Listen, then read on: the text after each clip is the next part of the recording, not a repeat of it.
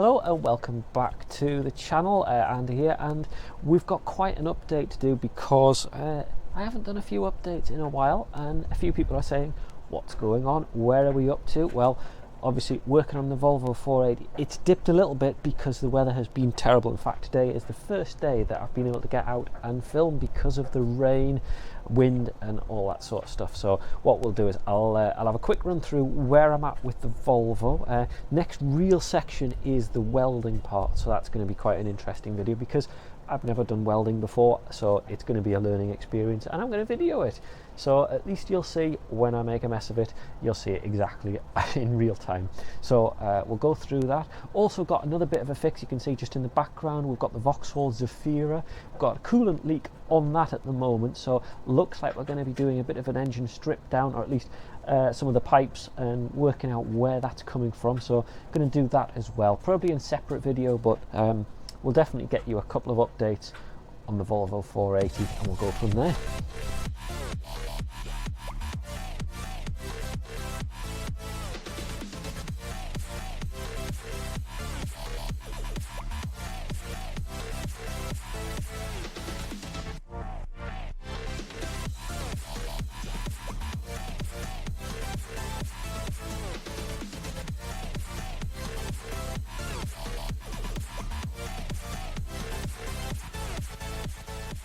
Don't forget, as always, if you like the video, you enjoy what's going on, make sure you're subscribed. Click the subscribe button and the bell for the notification so you know when a new video comes out. We do have a Facebook group as well. I post a few regular updates on there, or at least now and again when I'm doing bits and pieces, so take a look. I'll put it all in the description box below, and of course pop a thumbs up and a comment if you like what you see as well.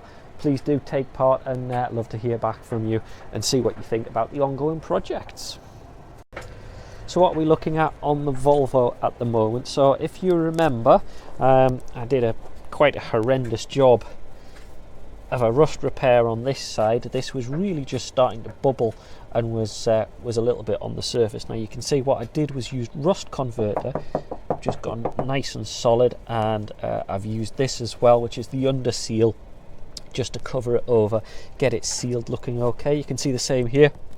Now the darkening you can see there is from the rust converter where I splashed a little bit over, which isn't ideal, but I'm pleased to say it's been quite a while since I did this and it's looking quite good and solid, so I think that's worked out quite nicely. You can see going to have to use quite a bit more filler, so I think what I'm going to be doing is, if you remember, this was just the spray filler because I wanted to see how that performed, and to be honest, pretty poor, I'd say. I think as an undercoat it's fine, but as a filler, not really up to it.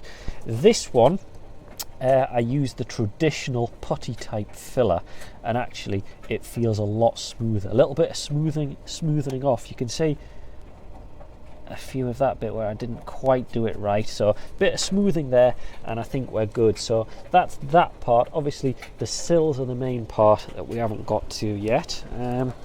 Let's see what else. The boot, yes, had a problem with the boot seal leaking. Now I think that is now solved. Let's now you can see what I've done is I've put the rubber mats down so I can see. Now those couple of drips just came in when I opened the boot there, because you see the design is that it kind of sits on the boot seal, which isn't ideal, but by plumping it up and that extra rubber piece that I put around last time, that looks like it's working. So I think we've now got a dry boot, which is what I was hoping for. Yeah, can't see any damp or rain coming in at the bottom there, so I'm quite pleased with that really.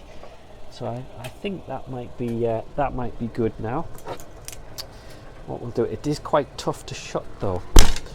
You can see because of the additional rubber that I've put in, it's quite a tight fit onto the boot seal, and also it's the pressure of the car. If I open the door and if I leave the door open, just jam something in the door so that it won't shut again, the boot will actually shut easier because of the pressure difference. See, so anyway, inside the car we've got the problem of the water leaking in around the sill. Now actually you can see there that we've got water here, so what's happening is it's coming down here, and that's what was causing all of the carpets to get wet. So that's still not really working, so I need to work out what or where that's coming from so we can get that stopped, and that should then stop the carpet from getting wet. Having said that, now I'm not sure whether the camera is going to pick this up or not. That there looks damp to me. Now whether that's a reflection or not, I'm not sure. But if there's any water getting to this part, it will be from the block drains at the top. So we might need to take another look at that. Did move the car the other day, and all is looking good on the brake side of things. Remember I redid the calipers, rebuilt those, and did a few bits on the braking system. Now I had to pump the brakes a few times, so I think I've still got air in there, but that's kind of expected. I haven't really changed the brake fluid or done anything major like that, because there's no point at the moment whilst it's mainly being sat around not getting very far.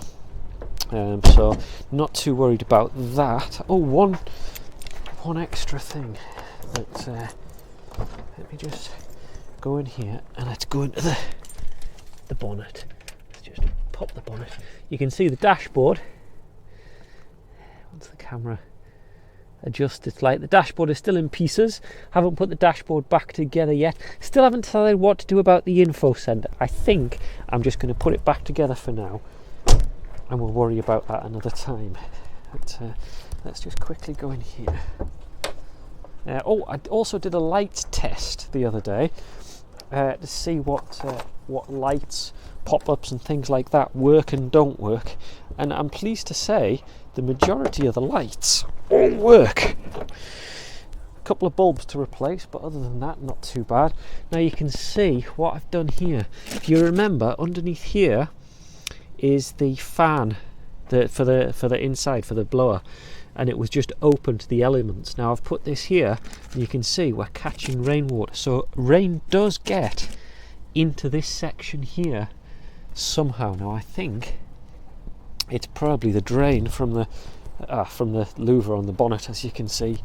So that's getting water in there, and there's rubber bungs and drain points, so I think they're going to need quite a bit more cleaning to solve those. Same on this side. You can just see the rubber drain. If the camera will focus down there, might not. So that's why I fastened all of that up, but I think that's where, if we are getting water down by the footwells, I think that's where that's coming from. And back to the scary bit. The driver's side rear sill that's in such a bad state. Now I did actually look at whether I could replace it, and unfortunately, looking at this, you can see it's a solid piece up to here,